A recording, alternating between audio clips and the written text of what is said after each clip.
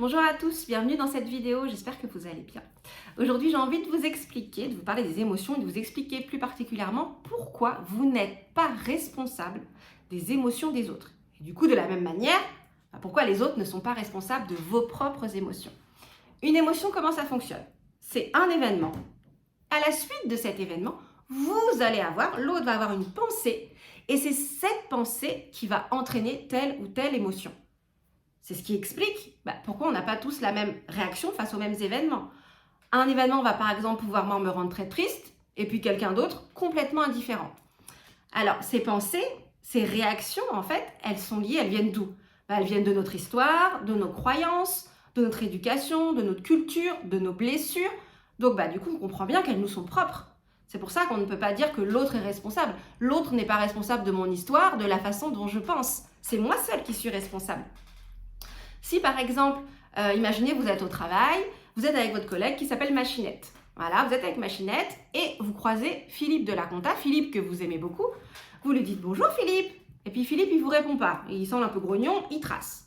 Vous, ça va vous rendre triste. Alors que Machinette, limite, elle va trouver ça drôle. Voilà, pourquoi?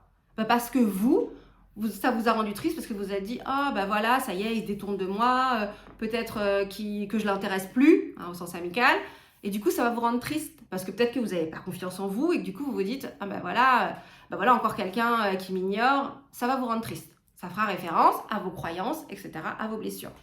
Alors que Machinette, elle va peut-être juste se dire « Là, il a peut-être une mauvaise nouvelle, il s'est peut-être fait engueuler par le boss et du coup, il n'est pas bien. » Et ça va la rendre complètement indifférente.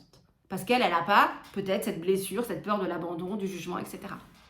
Donc on voit bien, voilà, que chaque émotion vous appartient et donc les émotions des autres appartiennent aux autres. Vous, si jamais vous avez quelque chose à dire à quelqu'un, vous savez que ça va déclencher une émotion, vous serez l'élément déclencheur de l'émotion, on est d'accord? Si vous annoncez à quelqu'un que vous le quittez, on peut imaginer, ça peut être de la colère, de la tristesse, de la déception, il peut y avoir énormément d'émotions, il y en a des tonnes d'émotions. Vous allez être l'élément déclencheur, mais vous n'allez pas être responsable de tout ce que la personne se raconte, parce qu'on voit que dans les pensées, on se raconte des choses, on se raconte des histoires qui des fois sont vraies, des fois sont pas vraies, mais en tout cas qui nous appartiennent et qui dépendent effectivement de notre vécu. Et ça, l'autre ne peut pas être responsable. Donc vous ne pouvez pas être responsable de l'intensité avec laquelle la personne va percevoir ça, etc. Vous n'êtes pas responsable de ces émotions. Et ça, c'est très, très, très important d'avoir en tête, parce que c'est ça qui permet de vous libérer aussi et de pouvoir oser être vous-même et dire des choses. Vous bloquez parce que machin, truc va penser ça, et ça lui appartient. Voilà ce que je voulais vous partager aujourd'hui. Écoutez, je vous dis à très vite, peut-être sur les émotions si c'est un sujet qui vous intéresse. En tout cas, moi, ça me passionne. Donc, j'y reviendrai sûrement parce qu'il y a énormément de choses à dire. Écoutez, je vous souhaite une bonne journée et surtout, n'oubliez pas de prendre soin de vous. À très vite. Au revoir.